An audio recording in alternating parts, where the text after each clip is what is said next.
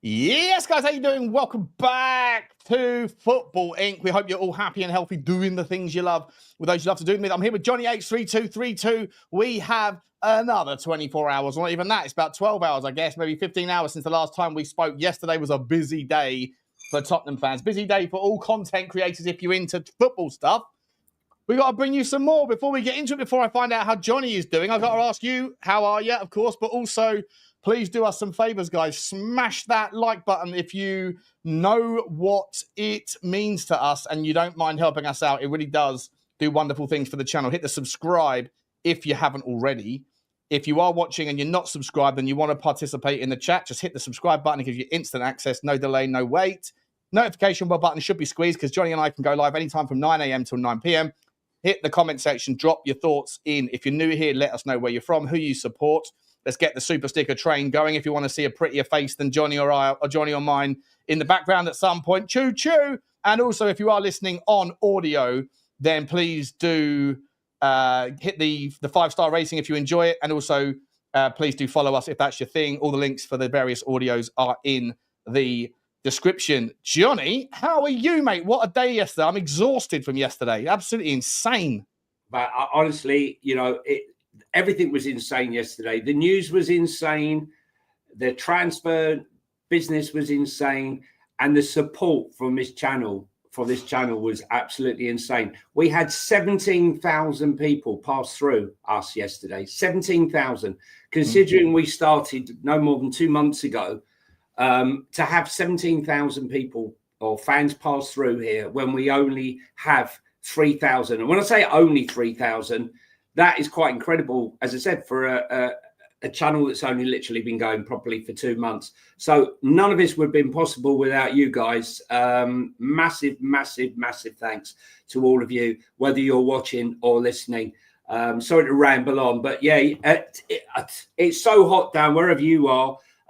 We obviously got people here from all over the world, but in London right now, it is unbelievably hot. It's 34 Celsius today.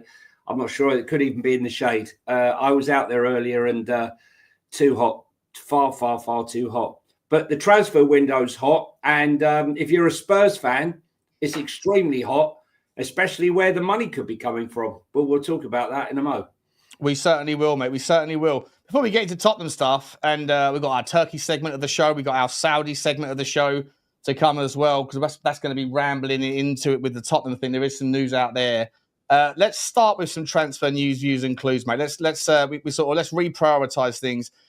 News out today, my man, that Crystal Palace right back who had a fantastic year last year, Daniel Munoz, he wants out. He wants to join a bigger club. Do you think that's anything to do with the fact that they're currently in appeal, but they're being demoted? We spoke about this yesterday, actually, believe it or not, didn't we? Make an impact on those that want to stay, those that want to go, for both them and for Forest. And Daniel Munoz, hopefully Palace this summer. This is a source. This is the Daily Mirror. He only signed a new contract in April. So, if that's true, not particularly nice to read if you're a Palace fan this morning. No, he was standout player. Often, if someone wants to get into the Premier League, go to a lesser club. That's the dream that they're sold. Come to us, make your mark, and another team will come in for you. But the problem is there's only one element he hasn't thought about, Steve Parish. He can want all he wants. But unless someone plays crazy money, he won't be going anywhere this summer. It's as simple as that. I think Parish is still reeling from the text-to business with UEFA. And just quickly pivoting to that, this is one for us. John Textor, as you guys probably know, owns Botafogo. And he also had a big stake in in Crystal Palace, as you know. He was trying to get rid of it. So it's quite funny that Nottingham Forest have spent the money buying 2 players from Botafogo to give John Textor the money to get to Lyon, to keep them into the Europa League and in the French league to then knock Crystal Palace out the Europa League where he's just sold his shareholding. It's like, and at the same time helping Nottingham Forest get into the Europa League. It's like 4D chess from Marinakis, and also incredibly galling. I mean, I think that maybe that's a bit of a kind of a parting shot from John Textor, right? To the other shareholders at Crystal Palace. He said in the TalkSport interview he didn't want to get. He wanted to be more ambitious, but the other owners were not interested in that. Obviously, David Blitz is one of the owners, as is and Parish as well. Like it's just one of those situations where he left. Obviously, he wanted to go in a different direction, couldn't get his way, couldn't get his say, and so the final thing that he did before he left, or as he was going, was to essentially completely. I mean, we might be putting 2 and 2 together here and getting 5, but you can make the logical jumps here. That it's a little bit of a kind of slap towards Crystal Palace on the back end, isn't it? Yeah, I mean, it's if I was Parish and I was Woody Johnson, I mean, look, Woody Johnson can't complain. He's got 43% of Crystal Palace for a song, an absolute bargain. All right, let's not make any bones about it. 190 million for 43%. Half the squad's worth more than that. A quarter of the squad's worth more than that. So I don't think he can complain. But if I was Steve Parish, I feel like I've been stabbed in the back. And maybe some of the players feel the same way as well with what's happened. Because let's be honest, Crystal Palace absolutely categorically earned that place in the Europa League. No two ways about it. Their performances were fantastic, especially Eze, and in that final. And for them to be thrown out with something to do with multi-club ownership, where he doesn't even have full control. For me, I know the rules are the rules, but sometimes there's some flexibility here. This hasn't been done on football. This hasn't been done on cheating. No one's cheated anybody. Crystal Palace are there on merit, and I back them 100%. And I think a lot of neutral fans back them as well for what they've done. But what would happen though, Johnny? What would happen if Lyon met Palace in the quarterfinal? Well, you wouldn't if you were another team that's competing in that competition. Yeah, you would say that there's a potential conflict there, right? So unfortunately, the rules are there. They're not. I mean, I hear you that the Palace fans should be absolutely livid. It's not their fault. The Palace players have got nothing to gain from that ownership thing. That's just. It's business, but at the end of the day, like the reality is that if he was still 40% owner and he owns 100% of Lyon. No, Sean, 100% he's broken the rules. What I'm saying here is Lyon as a football club have actually broken rules.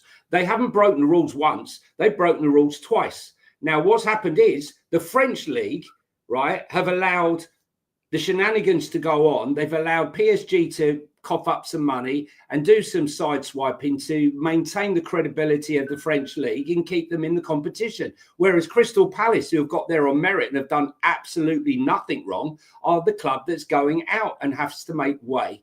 Now, in my opinion, right, if they've broken the rules, they shouldn't be allowed. They shouldn't be allowed in. If there's one club that should be thrown out, why should they stay in the French league and get rewarded for being in the Europa League when they have full foul from the French authorities and their rules and regulations? It's wrong. But as a gesture, said if you decide to keep us in Ligue 2, then we will step down from UEFA. Correct.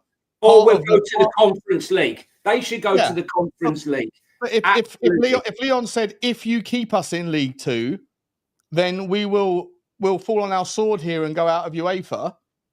Well, how about if you're getting away with financial murder and you're getting a reward by getting to stay in there because of late dealings, then as a sacrifice for your misgivings, you should give up UEFA and let Crystal Palace be a participant in it. Like that would be, it shouldn't be, if you're going to punish us, then we'll also drop out of that. It should be, if you're going to let us get away and reward us, then we'll sacrifice UEFA. Isn't that what Juventus or AC Milan did a few years ago? Yeah, they got away with one and they went, okay, we'll stop. We'll sit out of Europe for a year.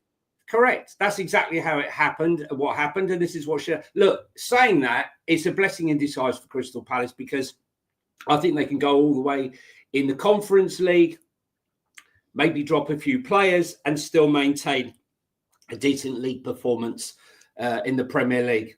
Anyway, let's move on from that story. Yeah, just quickly, shout out to Sava. Appreciate the raid, mate. As always, legend. Thanks, yesterday you raid. We got the raid from you, and then things moved so fast with Tottenham that within the next 45 minutes you were back live again. So we re-raided you. Just handing it around like hot potato. It's fantastic. We love to see it. Thank you so much, Sam. I appreciate everyone that's coming in. There's 650 people in the house. According to reports here, there's only 90 likes. Come on, guys. It's free to do. There's 600 people, 650 people here. We should be at 300 likes ASAP. It's really a raid orgy. A raid orgy. Listen, if you're here for the first time coming over from Sava's channel, please hit the subscribe button, guys. If you love football, this is what we're delivering here. It's everything to do with football, not just Spurs. I mean, obviously, we're Spurs-centric, but we're doing everything. I want to do one story, mate, before we get to Spurs, and that is the latest one of Chelsea. And you know what? It just wouldn't surprise me if they actually found a way to get this one done. But the audacity of Chelsea wanting £100 million for Nicholas Jackson. Sorry? What are we doing, mate? £100 million? It's insane. Did you see? I don't know if you saw any of those sketches that will come over. I think one of them was Africa. It was very funny. It was a skit with a guy that looks like Yao Pedro and Nicholas Jackson, and he's going to him, "Why are you trying to score a goal? Two goals you score. 2 goals, right? 2 goals." And the accent of the show. And then he goes, then Yao Pedro goes, "What are you talking about?" He says, "What are you talking about? I didn't get a hat trick for you. I purposely didn't get a hat trick." I mean, Nicholas Jackson, right? Honestly, 20 shots to score a goal, 100 million. More like 40 million. I know they're trying to get some money back. And as you know, they're really up against it to meet UEFA's target. And they're probably going to need about another 100, 150 million. Yeah, maybe Michelle's right. Michelle Ellis. Maybe Arsenal will buy him. That's right. I buy everything else from Chelsea. Todd Bowley has serious leverage over. Odd Bowley or Todd Bowley?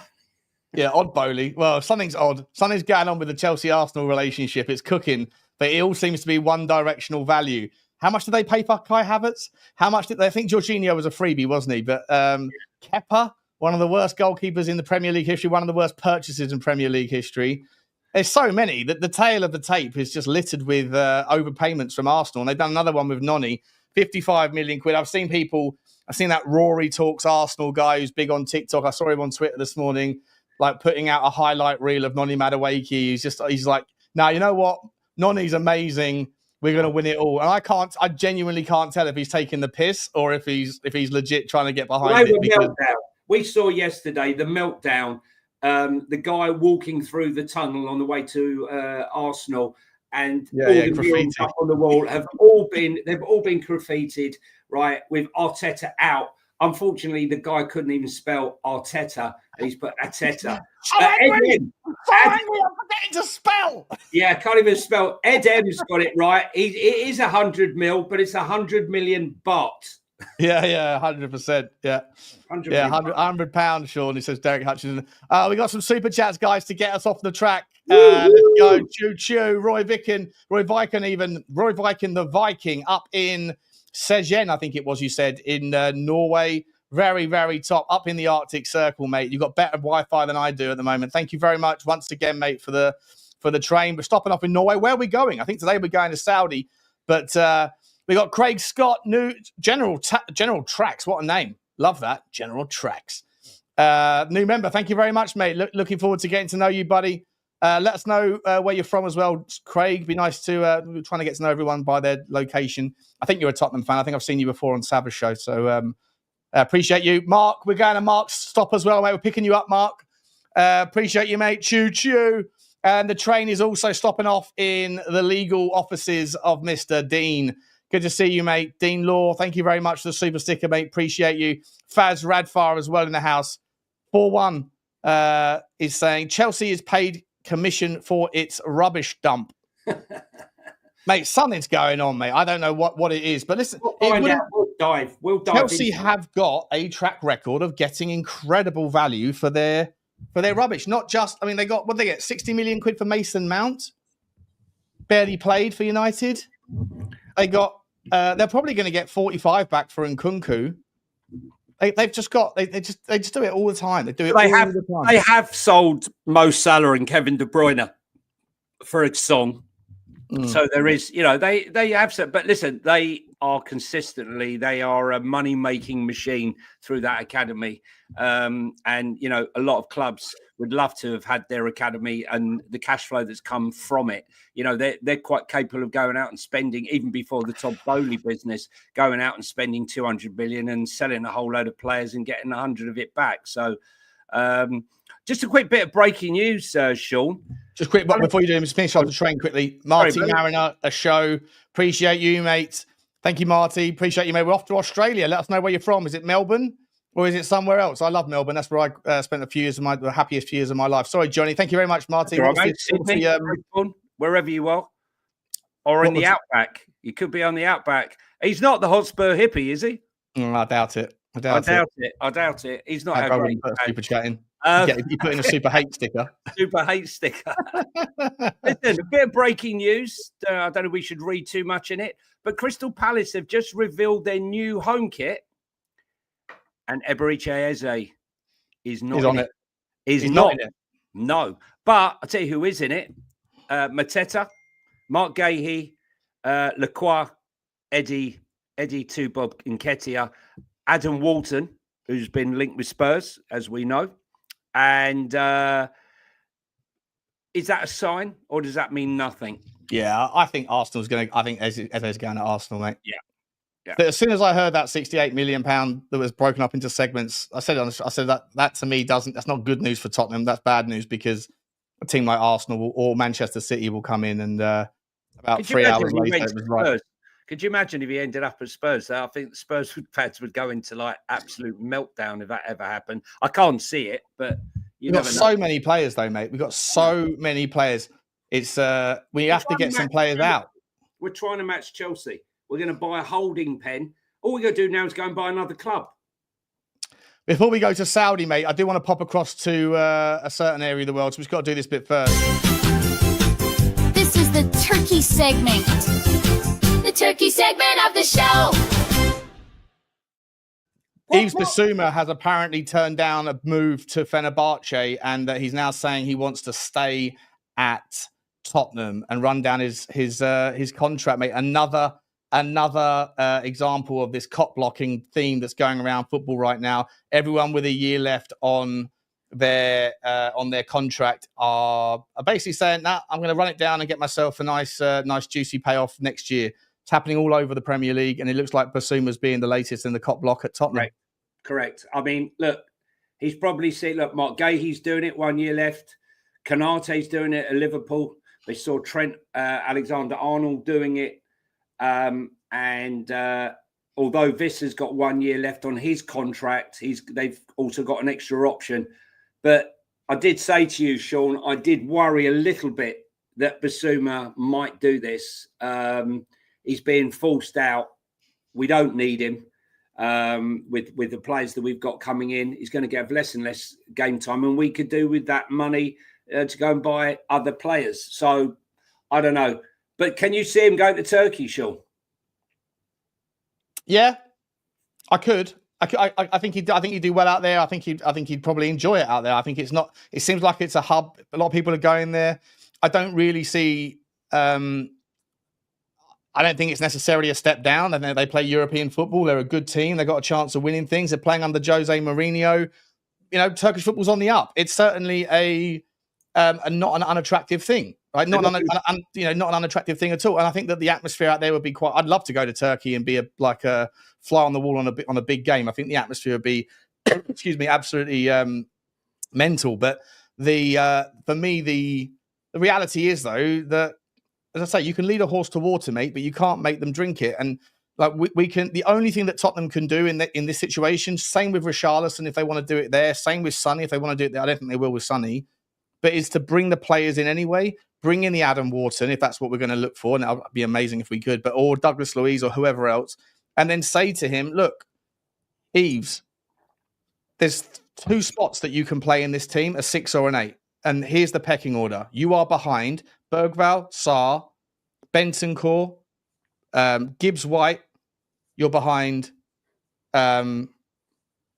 Walton. He's just behind Walton as well. Like you'll be 6th choice, mate. So you're going to get sod all minutes. Like so, is Basuma in the? Are they in the African Cup of Nations? They would be, wouldn't they? Yes, that's another thing. So, and also, let me tell you, if he goes out to Turkey, there's not a chance that Fenerbahce or Galatasaray will pay the £25 million.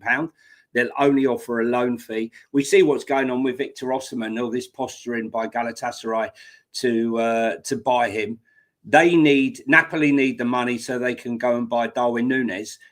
They're not interested in we'll pay it over 10-year business, right? They probably want sort of 40 million euros of the 70 million that they're asking for up front. And all you're going to get from Fenerbahce, I reckon, is an offer of about £10 million. I reckon, if you're lucky. So I think this one's going to run and run. But what do you do? Do you do what Ruben Amorim did? I don't think it's the best thing to do, where you ostracize them and then devalue your own assets, like he's done with Rashford and Garnacho and whoever else. And Anthony's sorting himself out. I don't think it's the smartest move. I don't think it's the smartest move for Basuma at the end of the day, because if he cares about football, he needs to move on. Yeah. I mean, it'd be interesting. I think Alex Dennison's saying something I've been saying here as well. I know you think Bentancur's 100% signing his contract. I've got no idea either way, but if he doesn't want to, if he's stalling or dragging it out for whatever reason, then there's a challenge there as well. And I've got no problem with either of them going, but I do have a problem with one of them staying, because I do think the 6 is the most important position to have filled for the last 3 years. We haven't filled it. Yeah. And we've done all this other great business at the top end of the pitch, but with the absence of a 6, I don't think you can afford to let the fullbacks overlap and do what they're going to do, even if you're going to hold something more narrow in the midfield, unless you've got a 6 that can do more than what Basuma can do and can concentrate more. And so him staying and Bentancur staying and Pape Sarr staying, for me, they're squad players at best. If you want to bring in someone, I think you need to bring someone in that's better, and therefore one of them has to go. And if Basuma's digging his heels in, I think you have to make it uncomfortable for him. Either way, like, even if you could find, there's no way we're going to tear up his contract. That would never happen. But a loan deal or whatever. I think that the article said that he's willing to go to another Premier League club potentially. So I don't know. Maybe you could do a swapsies with Adam Wharton at Palace, right? Maybe you could say, we'll pay 70 million or we'll pay you 50 million and give you Basuma or something like that. And then I don't know if Basuma would want to go to Palace, but Palace are a great team under Oliver Glasner. There's no reason to think that even if they do that Palace's story is finished, right? Do you think we should have a section? I'm wondering whether we should have a section called comparethemarket.com for the transfers, because £60 million seems to be the new 30. If you're super, super good, you're over 60, maybe 70 million. And then you've got the middle section, and then you've got the bottom section, and then you've got the young progressive section. But we're trying to price players. I mean, how transfer much tiers? We'll call them transfer tiers. I mean, what the hell is Adam Wharton really worth? I mean, I wanted him when he was at Blackburn before we signed Archie Gray in the November before he went. Dougie Freedman signed him in the January there, but I didn't think he would progress as quick as he has. But they paid 20 million plus about 3 million in add-ons, and now they're looking for 70 million pounds. It's a lot of money, isn't it? It's a lot of money. It is a lot of money, and it's not the finished article. But yeah, he's still a young kid. But we shall see with that one. Top block section as well. Yeah, there's a top block section. We're going to have lots of sections. We're going to be adding more sections than a fucking mental institute. Let's actually move on though. Let's pivot across to the other part of the world, mate. Let's go to the next section. We've got to talk a little bit about Tottenham Hotspur. But before we get to it, here's the next section of the show. We're off to Saudi Arabia for the next part of the show. We're in the Saudi section, ladies and gentlemen. Let's talk a little bit about about Saudi Arabia. We got an update of a guy here who's retweeted. I think his name's Lucas Bazcek, and he's got like, it looks like a Turkish name or something. I'm gonna get it up. It's not up on the screen yet, is it? Sorry. Let me bring it up on the screen. This is something that Johnny shared with me, and he's talking a little bit about Saudi Arabia's pursuit of maybe a sponsorship deal at Tottenham Hotspur, and he's saying, you got that there? Okay, yeah. Tottenham are close to securing a long-term sponsorship deal worth a total of £300 million. Reports point to a Saudi Arabian company, Neom, a leading real estate developer, or perhaps Riyadh Air. Let's focus on Riyadh Air. And then there's a thread. I think he's put a thread together. Yeah, there's a great thread here. You need to read the thread. This is here we go. The Saudi national carrier, which has not yet launched operations, would have a much lower barrier to entry by acquiring a stadium naming rights at a lower cost than by sponsoring a shirt. Riyadh Air needs a major marketing vehicle such as the Premier League Big Six club with global recognition. In the past, the Riyadh-based premium airline held talks with Chelsea and Juventus to sign front-of-shirt sponsorship deals. These failed due to Chelsea's high expectations, particularly at $60 million annually. Riyadh Air also attempted to secure a sponsorship package as a Champions League partner through negotiations with UEFA. Ultimately, the Saudis focused on a deal with CONCACAF, becoming the federation's official airline. A potential £25 million deal with Spurs would save significant money compared to a central spot on Chelsea's shirt. While also securing marketing rights to a modern multi-purpose stadium in London, Spurs will play in the Champions League, and the stadium hosts numerous concerts as well as international NFL matches and Formula One karting races. A few months ago, Riyadh Air signed a lucrative 9-year deal with Atletico Madrid, expanding their partnership to include the Metropolitano Stadium. The naming rights deal was valued at between 27.7 and 33 million euros a year, about 24 million quid. It's possible that the Tottenham deal will be a part of a well-thought-out strategy whereby Riyadh Air will compete with the renowned Emirates and Etihad stadiums by paying 25 million annually rather than adorning a Chelsea shirt for 50 bar. That's it. That's the end of the story. I mean, look, that's a very feasible partner. You have to say it's a very feasible partner. And as you say, competing Etihad Stadium. Look, we did look Aramco Arena, or the Aramco Stadium. That's also possible. We do know, I mean, obviously they're in F1. I mean, I don't know. It's possible. I think, look, whatever it is, whoever it is going to lift us as a club, as you know, as an entity, worldwide entity, and obviously give us the financial backing that the club needs to go ahead with all its projects. I mean, I know most of us aren't interested in the hotel, but the hotel will bring us in extra revenue for conferences, people coming over to watch the games, filling out the hotel before going to the stadium. The White Webs development, where we're going to build a women's stadium and NFL and new facilities there. And of course, massive investment into the team. You know, who thought we would ever spend 110 million in a day? But it's not like, when you break it down though, right? Like, we've been talking about stadium naming rights for so long. Park to one side the opportunity cost of, you know, the value, the kind of difficult to quantify or qualify value of like being the Tottenham Hotspur Stadium on EA Sports, all that stuff. It still doesn't really. It's a needle mover in that you basically say, well, it pays off the interest on the stadium, right? But it's not really like £25 million a year doesn't make a massive difference to your ability to go and buy a monster or two, does it? It takes away. It's another kind of consistent cash flow thing that it's just one less thing to worry about as a business, and it does pay for the interest on the stadium every year. So that's like, you can kind of net them off. Massive. But it's massive. You think it's massive?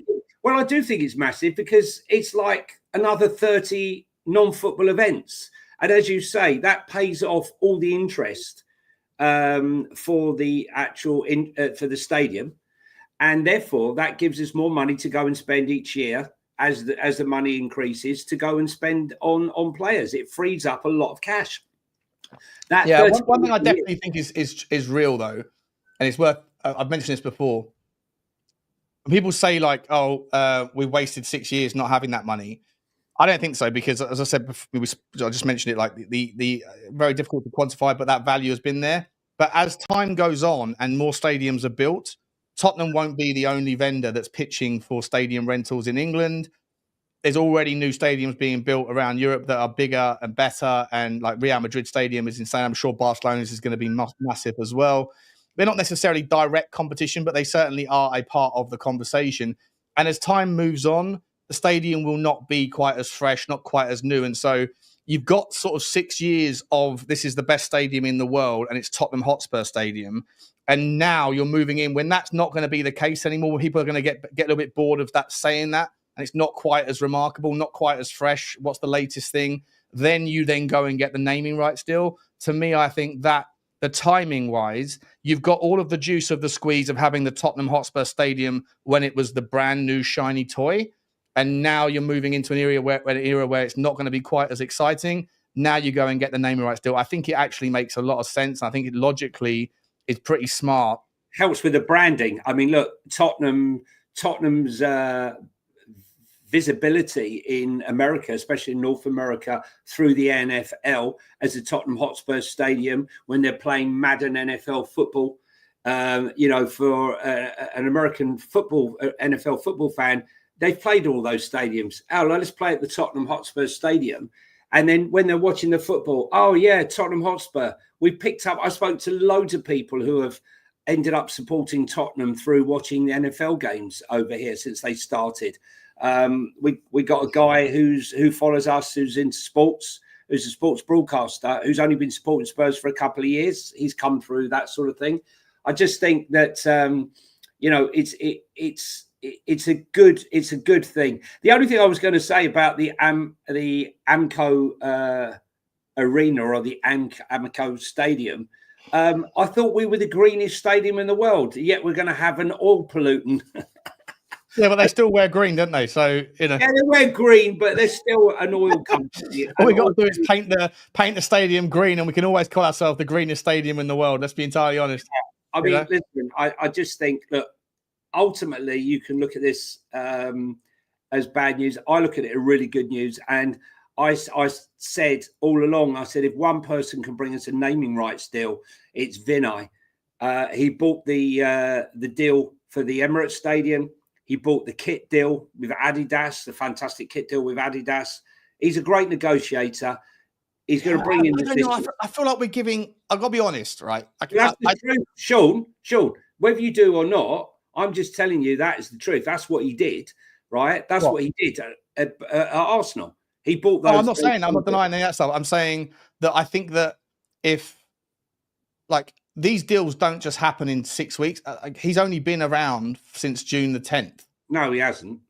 Well, he hasn't. The first day at work was June the 10th. He might have been hired by April, but at the end of the day, these deals do not. Tottenham have been looking for financing for 2 years. So I don't believe that there was nothing, and then in the last 2 months, everything's gone from nowhere to everywhere in 2 months. I just don't buy that for a second. Right. I think that they might have come in to finish the deal. Hang on, let me push. I think they might have come in to sort of cement the deal, to put the cherry on top, to get the last part of it done. But I don't for a second believe that we got absolutely nowhere, and then all of a sudden it's all kicked in. Well, like I said to you, when people are on gardening leave and they're not signed up yet, you think conversations they just called him up out the blue and said, okay, and he came over overnight. No, these conversations have been going on with Vinay and all the rest of them behind the scenes before his name was done and when he was appointed. But as to have those conversations with the commercials, right? But he's got massive connections with Saudi Arabia. He was offered the job at Newcastle because of his Saudi Arabian connections. He was offered private equity, a job with massive private equity companies in Saudi Arabia. We don't even know if it's Saudi Arabia yet. We're making massive assumptions. I'm just saying, if it is Saudi Arabia, I'm just saying to you, and his involvement in commercial, look at his background and look at his done. And that's why I'm saying I believe that that's one of his strong points and one of the reasons why this could have been done. Or if it had been in the conversation and it still hasn't been ratified, he'd be the guy to be able to get it over the line. 100%. Yeah, I'm not saying that he's had no. Of course not. And who the fuck knows? Right? No one knows. I'm just saying that this notion, because I think other people are saying, like Lubo was saying, Daniel Levy gets no credit. This is all down to Charrington and Vinay. And I'm like, well, that's a ludicrous assertion to make because you just don't like Daniel Levy, Lubo. But like we will never know who's responsible for what, who did the heavy lifting, who got the final pieces. I absolutely agree with you that Vinay and Charrington have come in for a purpose. 100%. We've been saying that for months. But I'm just saying that the notion that nothing was happening, like it can't be true because of the share issues that happened in December, long before any of these people arrived at the club. So for me and the NDAs and all that stuff. So for me, I'm just saying that it's a combination. It's a pizza pie of accountability, and that Vinay and Charrington have had a part to play in it for sure. But I don't think that means that Daniel Levy and whoever else have. No, I didn't say Daniel had nothing to do with it, but the guy's speciality is exactly what's going on right now. The securing of big deals, commercial expansion is where Vinny is excels. And don't forget Charrington's connections, Vinny's connections. And if it is Saudi Arabia, and if it is, I mean, I thought potentially originally back in March that it could be the Qataris through QSI and, their owners looking to exit from PSG over the next 3 years and move into the Premier League. And Spurs would be a great vehicle for that. But if it's Saudi Arabia, fantastic. Yeah. Look, all said and done, it's good for Spurs. It's good for the club. It's great for the fans. It's long overdue, and that's it. 100%, and that was the Saudi. Well, we might have to go back to Saudi, but if we do, we'll do the drop again. But that was your Saudi part of the show. Should we go out of the Saudi section, play in the Saudi section because I think people quite liked it. Guys, there's 900 people here. Amazing numbers. 900 people is insane for just such a small channel. Please do. Hit the like button. Don't forget. And if you are interested in the Spotify or the Apple Pods, that sort of thing, then the links are in the description. Please also show your love over there if that's your vibe, guys. Johnny, let's move on to the Barcelona goalkeeper crisis. Hansi Flick has been very clear to Ter Stegen. You will not start this season. However, the goalkeeper insists on staying and is convinced he will play. Well, that's funny because they've just signed a deal with Szczesny, who was bought out of retirement by Barcelona, had to convince him to come and sign for a 1-year contract. They were so impressed. He's just signed a 2-year contract. And he wants his money, Tekken, doesn't he? He wants his money. Yeah. Barcelona aren't prepared to pay the money. Look, Barcelona are trying to exit and jettison as many players as they can out of the squad so that they can bring players in. They bought Rooney Badaji in £2 million, and they're paying Copenhagen that over a period of time. They're trying to get Marcus Rashford in. They're obviously not going to be able to afford to buy him, so it will be a loan fee and trying to handle the wages. So that's why they're trying to get offload a whole load of wages. Good luck with that one. As I say, you reap what you sow. If you buy players that don't mess up, don't stack up, and you offer them such huge contracts, there's no incentive for the player to leave. It's as simple as that. As simple as that. Yeah, 100%, mate. 100%. It's a wild one. There's actually a story out that Chelsea are about to sign another goalkeeper, and also Aston Villa. I'm going to get that one up in a second for us. But just quickly, a couple of hours ago, La Stampa, I'm not sure who they are, where they're from, have reported that Juventus have agreed a £17 million deal with Manchester United for Jadon Sancho. But he wants to negotiate a severance package at Old Trafford before any move. Shock horror. Why would you get a severance package? Because he's on crazy money and they're not going to give him the money that he was on there. So he's trying to get the severance package. And that's, as I said, as football clubs, as Spurs fans and other clubs, when you aspire, you look at clubs like Manchester United, Chelsea, when they're spending all this money on players, and then work out they've actually spent way too much money and put them on way too much high wages, and then they can't get rid of them. Manchester United at the moment are trapped, absolutely trapped in their own stupidity, and they can't get rid of anyone, and therefore nothing's moving for them. Interesting, though, you talk about keepers. The Chelsea keeper, Petrovic, is it Petrovic? Yeah. Is going, it looks like, for £25 million to Bournemouth.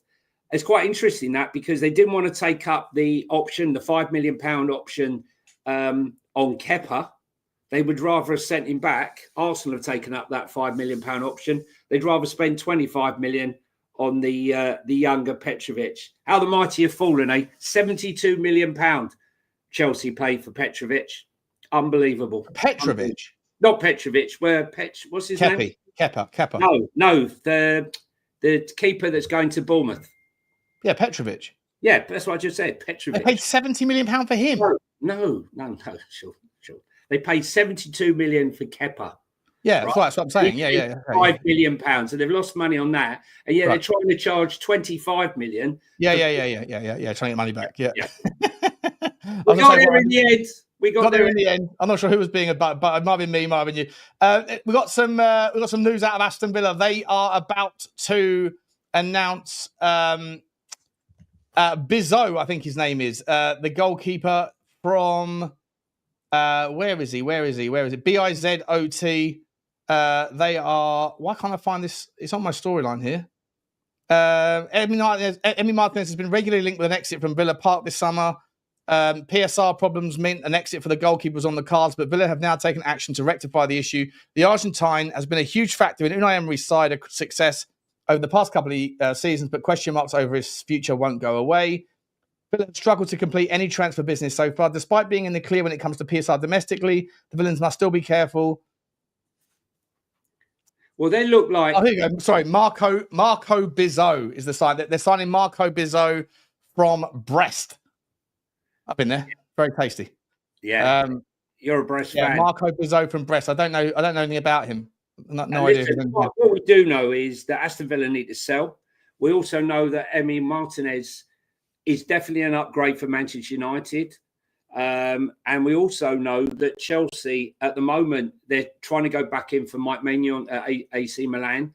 That deal seems to have floundered 2 or 3 times. Maybe, I'm not sure who's going to win this battle.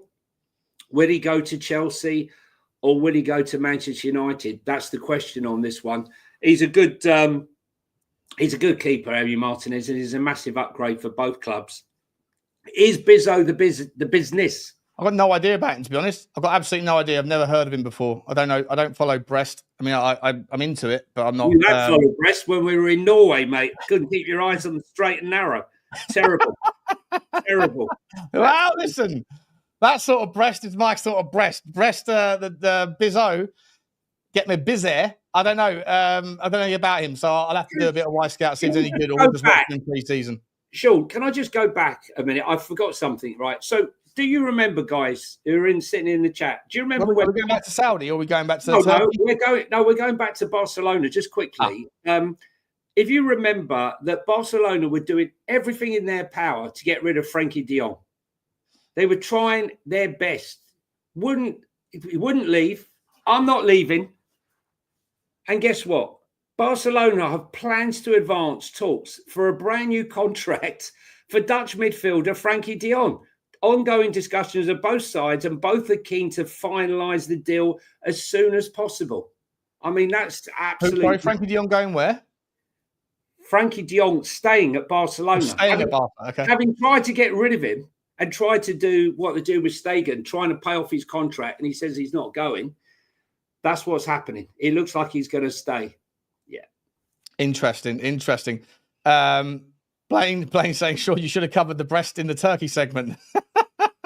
And also, just while we're keeping it on the Barcelona front and on the Chelsea front, Chelsea, it's another 5 minutes. They have to have a signing. Chelsea are among the clubs who have acquired about signing Barcelona midfielder Marc Casado. They're looking at around £50 million for the midfielder. Incredible, eh? £50 million. Yeah. Yes. It's a lot of money. Unbelievable amount of money. Massive super chat from Blaine putting in 5. Mate, you're such a sensational guy, mate. We've probably got almost more memberships than we have subscribers at this point. Absolutely insane. Thank you very much, Blaine. If you are a recipient, guys, of the memberships, then please do say thank you to Blaine. We're going to have to do a members phoning show, I think, soon, mate. We've got 100%. If you're here for the first time and you've stumbled across us or you've part of a raid, please hit the subscribe button, guys. We've only been going a couple of months. We're already over 3,000 subscribers. Incredible. Over 17,000 views yesterday. Madness, absolute madness. Couldn't do it without you. And if you're here, please hit the like button, the subscribe button. Helps the algorithm and helps us to continue to grow. I've got another one out of Juventus, Sean. Are you ready for one for Juventus? Yeah, let's go for it. Francois Modesto has started his role as Juventus' new technical director, forming a key part of the new structure at the Turin club. Now, they're trying to, I don't know how they're going to do this at the moment. They've got so many players they're trying to get out, they want to keep. I think he's got a really, really difficult job. Vlahovic.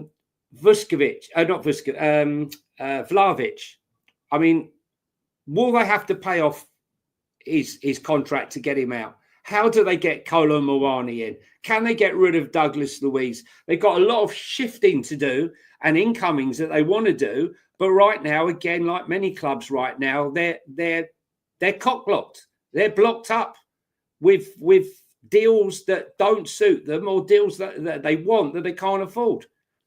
Right.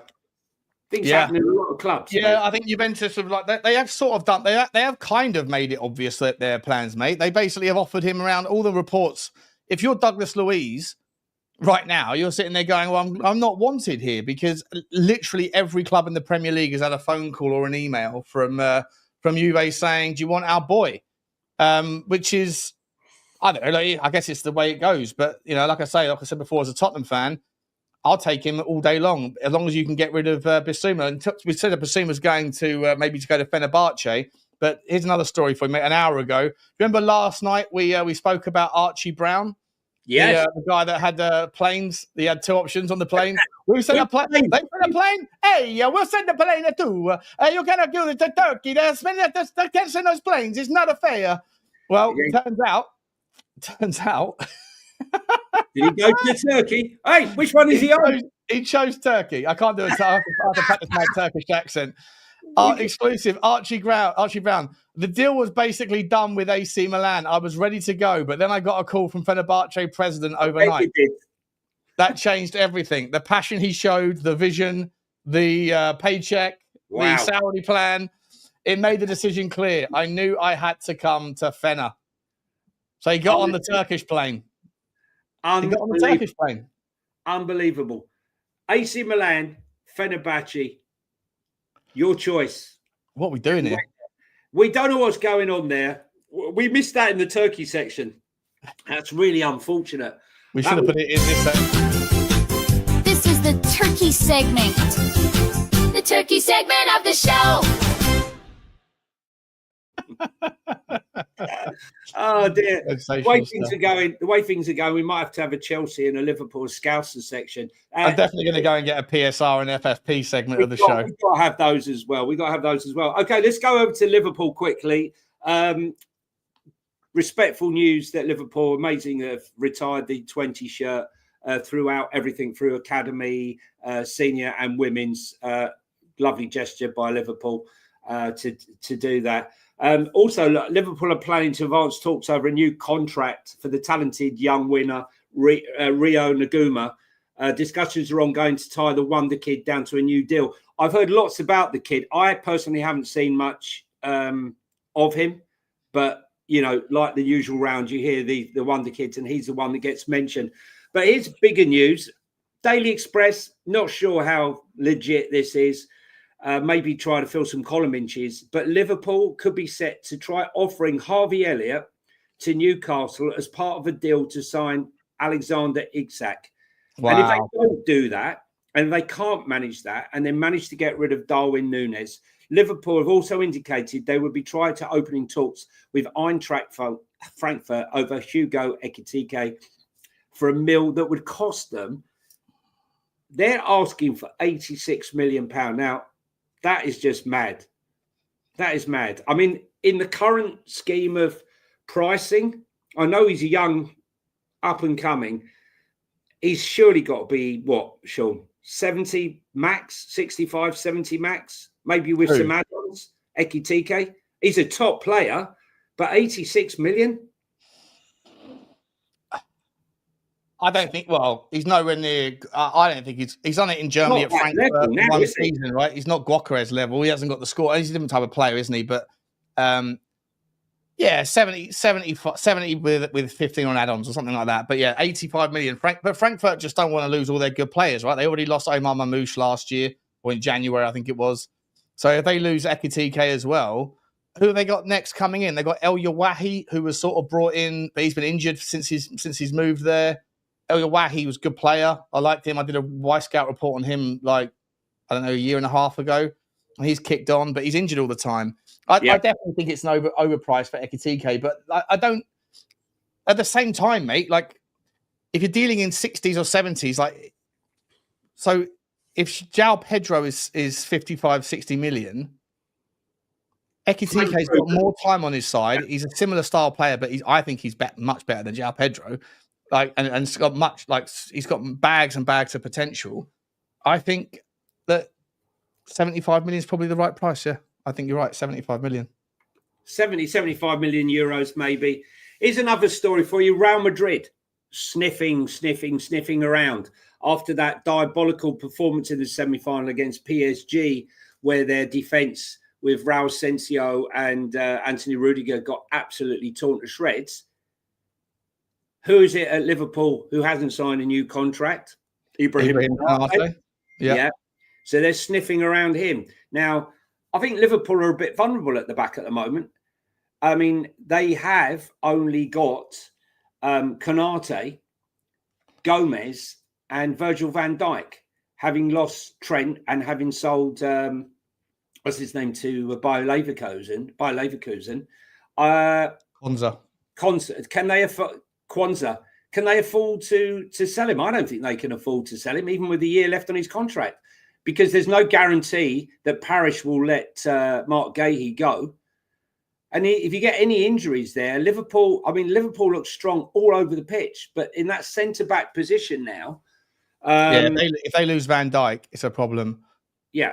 Liverpool. Although I would make the argument that Frimpong is better defensively than Trent was, and Gyökeres is better defense. Well, I don't know. Actually, Robinson was probably centre back. We're talking about. No, I'm saying that, but you got.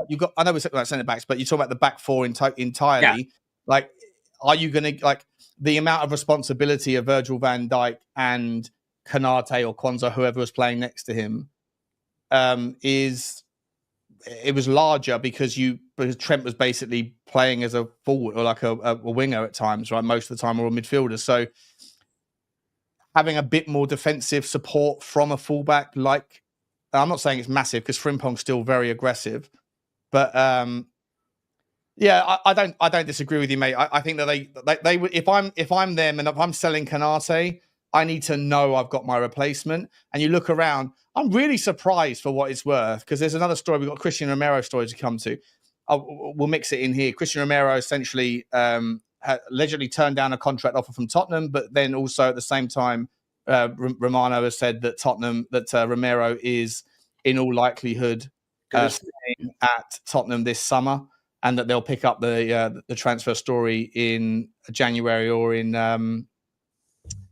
next summer. Like, on that basis, I'm very surprised. I've got to be honest, I'm very surprised. So Romano says, no negotiations or talks for Cuti Romero between Tottenham and Atletico Madrid, as reported earlier this week. The story is completely quiet, and Spurs expect Romero to stay at the club this summer. So on that basis, you have to sit there and ask the question, like, where are the other links for Romero? Would Liverpool not look for him? Would Liverpool not spend 70 million quid on him? Spurs won't sell him to Liverpool. I'm sorry. Or are they looking for a guy that can play left-sided centre back? No, they're not going to look. Spurs need a left-sided centre back. I still think we'll sign another centre back for some reason. We spoke about Scalvini. We spoke about De Winter. Both really good players. Look, I believe that Spurs, from Coutie's point of view, that Spurs have not matched his ambition and winning mindset. I don't think the signings have been inspirational. We've seen Harry Kane leave. That's not something which sends a signal that we have intent to go forward and win things, right? And so I wonder whether, with a season like we're having, with the money coming in and an inward investment and more major signings on the way, whether he might then be convinced halfway through the season or towards the end of next season that actually this is a club with ambition and we are actually finally going somewhere and he can be the captain and part of it, Sean. It's not out the realms of possibility. I understand now it might be the captain. Yeah, I do. I do think he could be the captain. Yeah, I do. Well, after throwing the club under the bus 3 times this year? Well, reportedly. We shall see, Sean. Well, not reportedly. He's come out and said the things he said. Thomas Frank will decide. I'm asking you, though. I would make him captain, yeah. If Sonny leaves, yeah. Let me know in the chat. By the way, quick a couple of super stickers. The choo choo train stopping off at Daniel Field Junction. Thank you very much, Daniel. Choo choo. We absolutely love you, mate. Thank you very much. Always coming in. We're stopping you off, picking you up several times, mate. You are a junction, mate. You're Clapham Junction of the fan base. There's a lot of Tottenham fans in the house. Who should be captain next year? Ash is saying Romero needs responsibility, so he would. Alex is saying Sonny. Romero, Michael George. I can understand that. I can understand people not wanting Romero. He said he doesn't like the rain. Someone better tell me. He also came out and talked about the ownership, the blockades that will always be here, that have been here, that will always be here. He also went out of his way to thank the Argentinian medical staff when it was Tottenham's medical staff that had, put in 3 months of work. That has screwed him up. Well, fine. But at the end of the day, you're a paid employee, mate. Like, we've all had jobs in the past where you don't call out your company because because they haven't done you perfectly well. You don't do it in public. Like, to me, I think the guy he's got bad people that are telling him to do things, and whether it's him that's doing it or other people that are writing it, I don't think he displays captain-like material. I think he's a leader on the pitch when he wants to be, when he's available, when he's fit. In the final, I think he's a wonderful player. But in terms of the conduct and the way he handles some of these social media posts and all that sort of shit and the interviews, taking an interview at our training ground saying he wanted to go and play in La Liga, having an interview where he just said, "Oh yeah, my family's not happy here." Like, those things are not particularly great, but the obstacles that we have and always will have. No, he's not a leader. He's not a captain. He's not a captain of the football club. You would never catch Harry Kane doing that. Right, okay. That. So, Sean, would you be happier selling him or keeping him? Depends how much for and who we get in replace. But if we can get 75 million quid for him, I'm happy for him to go 100%. 100%. Okay. I'd rather keep him personally. I don't mind if he stays as well, by the way. I've got no problem. But I'm just saying he doesn't deserve the captain's armband. That's the only point I'm making. What I would say to you is that the club has shown absolutely no ambition. He wants to be a success, right? And what I'm saying to you now is maybe with the money that's come on and a change of what's going on there, change in the boardroom, a change of finance, and a positive outlook, it's looking like a club who finally has some ambition. That might change his whole mindset and whole outlook. I'm saying he won't be the first footballer that's been disillusioned being at a club, right? It happens all the time. I can understand what you're saying. It's rare that you reward those people with captain's armbands. We shall say. We shall see. We shall see. No, yeah, but if he is picked as the captain by Thomas Frank, that's fine. It's a winner, saying, as a fan, my opinion is that he shouldn't be. Your opinion is that he should be. That's absolutely fine. What I would say is, just to kind of jeopardize the point a little bit, is I'm not entirely sure who the obvious next candidate is. I don't think Sonny deserves to be captain. I think if you're going to have a captain, the captain should. Huh? Pedro Porro? I don't think he. Not enough passion. Definitely got enough passion. Yeah, I'm not sure if he's. I don't know, like, you know, the captain of the club, you'd probably expect him to come out and speak English to the media more often. Like, I'm not sure if his language skills are quite there yet. I don't know. I've got no problem. I think he's a great player. I love Pedro Porro. He's one of my top three favourite players. Kulu's the best talker in the club. Yeah, I think Kulusevski makes sense. But I think that what I would say, mate, is that I also think that your captain, if you're picking a captain that's 24, it's different if your captain's 32, like a Jordan Henderson type or whatever. But if you're the captain and you're young, you probably should be someone that's playing like nearly all the time. And I don't know at the current stage how many minutes Kulusevski is going to be playing next year. You want someone reliable who's always there to lead from the front. So it's probably Richarlison, right? That's what you're thinking. I know. That's what I'm saying. This is where I'm sitting there thinking, all right, you know, if they give it to Romero, fair enough. I don't like it. Sonny. I think it was too much of a weight of responsibility on him. I look around. Bentancur hasn't signed the new contract yet. Why? Mickey van der Ven, possibly, but he's not. You know, he's been there a year. Maybe Mickey van der Ven. Kulusevski makes sense. Other than that, I don't know what you're not going to give it to Vicario. His idea of leadership is just berating his defenders every time he makes a mistake. Listen, I think it's open to debate as to what it is. I think I'm going to trust in Thomas Frank and Cochrane to make that decision, and whatever their decision may be, I will stand with it and support it. But long may it continue that we got on the upward trajectory at the club. And Morgan Gibbs-White, has anyone seen Morgan Gibbs-White? Is he still holed out at the lodge? Mainakis is probably searching for him now. He's probably got the local Greeks from down in Hadley Wood to try and search him out and bring him back to the club. I don't think he can do anything at all about the Morgan Gibbs-White deal. It's tapping up has been since time immemorial. And what actually is tapping up anyway? You know, Spurs speak to their agents, which happen to be CAA. No relationship there between Spurs and CAA.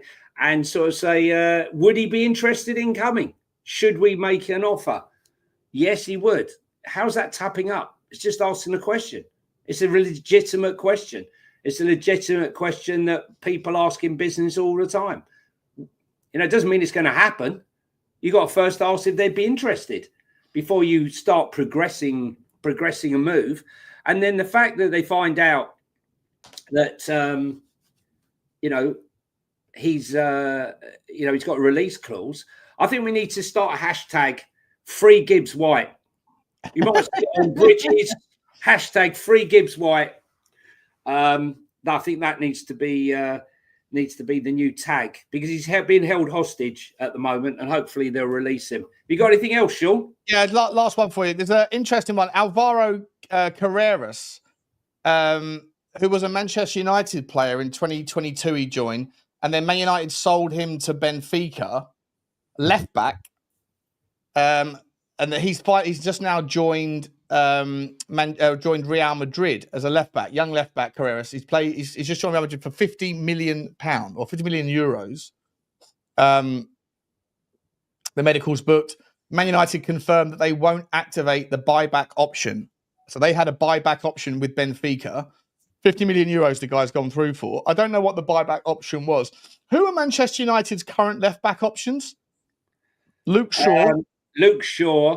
The nippy winger that we were looking at, the wing back that we were looking at a couple of years last year. I forget his name. Someone in the chat will say. Just wondering whether or not. Yeah, here you go. Man United had a buyback clause on him and didn't take it, Foxy. Trying to think who the left back is that they've got. The best defender of theirs that I like is Lenny Yoro. I mean, Dogu. No, what was his name? Dorgu, that's it. Dorgu. Patrick Dorgu, yeah. Patrick Dorgu. That's the one. Yeah. So yeah, so United didn't need him, but he's gone to he's handed over to Real Madrid. So interesting upgrade for him.